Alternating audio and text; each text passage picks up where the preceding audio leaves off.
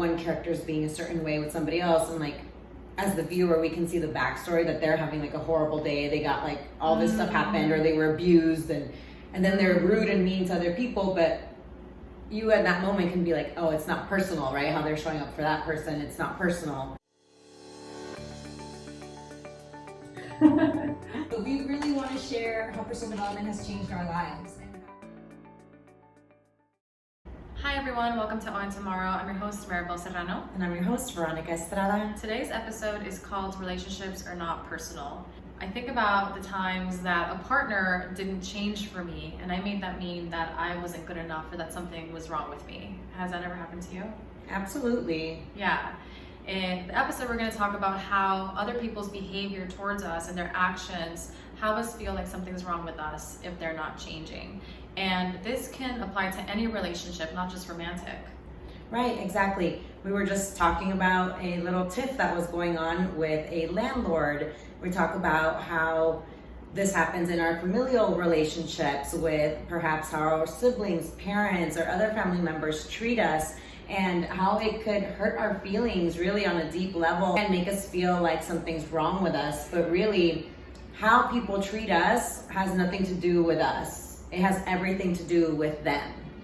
Yeah, and it's something that's easy to take in as if we already know that, but really getting how other people's behavior affects our entire mood about ourselves. Like what happened earlier with the landlord situation completely shifted my entire mood, and remembering like it's not personal, this is not about me.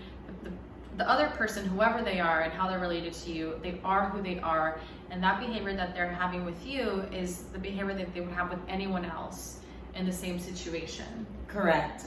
We can see these sorts of patterns, I think, easily in the workplace, right? Somebody has a reputation of being the really kind, gentle, loving person. They are like that with everybody typically, and someone who is brash or egotistical or rude, they're kind of like that with everybody also. And so that easily helps us see how this really does show up in different facets of our life. And again, remembering in the moment when there is anger directed towards us to not take it personally, even though it's really hard. It's easy to think, why is this person like this? Am I not worthy enough? And am I not worthy enough for them to change? And sometimes we see this person, if it's a romantic relationship, move on with someone else, and then it looks like they're having a thriving relationship, and we use that as confirmation that we're indeed not good enough, that something is wrong with us, and that they were able to change for someone else but not for us. And really what's there is it's just a whole different dynamic. It has nothing to do with your value or your worth, and how someone else decides to behave or not behave is apart from who you are. And we click differently with different people based on our values, our energy, so many different things. Right. I think where we are in our life journey, and more importantly in our healing journey, that really can dictate how we're showing up. If we are coming from a wounded place, like when I had a lot of trauma from my childhood that I hadn't taken the time to heal, I was just suppressing it.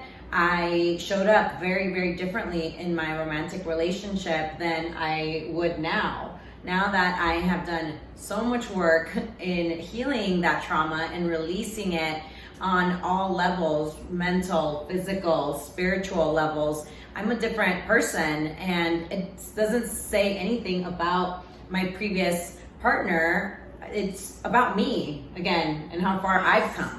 Right, and on that note, the way we are with other people is not about them either.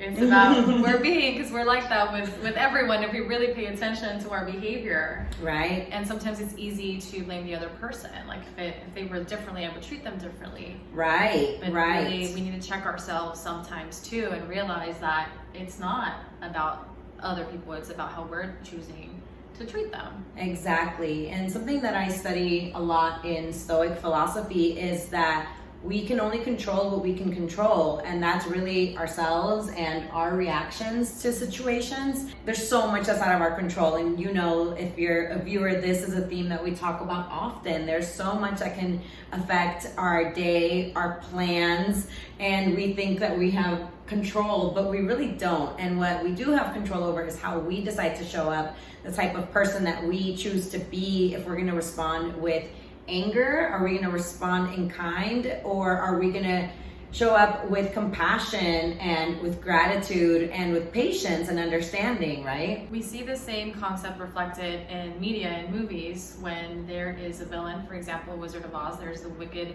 Witch of the West. And then when you see the musical Wicked, you see the background and everything she endured and how she was bullied and treated that made her that way.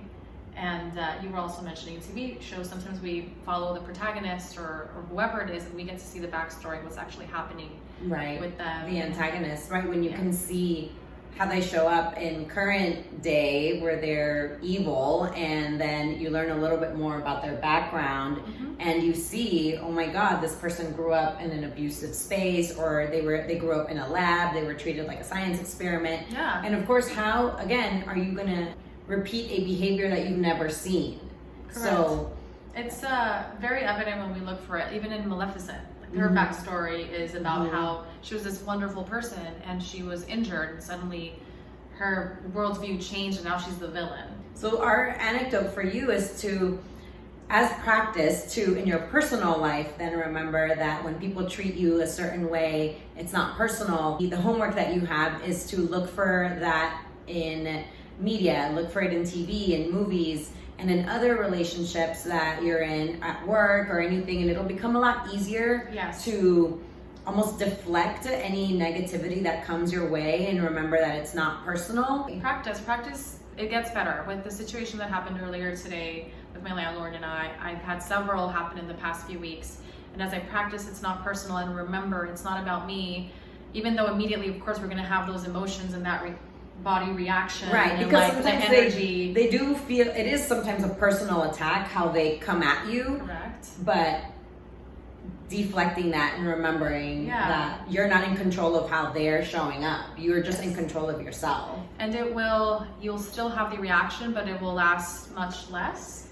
Yes. And it'll be Yes. dissolved with less time than just letting it ruin your entire day. Because we Right. know we've let things ruin our entire day. Now it's like an hour and like, okay, well, I'm living my best life again. Right. You do a I'm little doing my part sage, again. Yeah. sage your room. Actually, that really does help clear out the bad vibes. So shake out, release that energy. Don't let it get into your space. Protect your energy. That's your most important asset. And you got this. You can do this. Remember, relationships are not personal. So remember, hoy and tomorrow, when you encounter any challenging situation. And also remember to subscribe and share this episode with at least 3 people. Thanks so much for watching.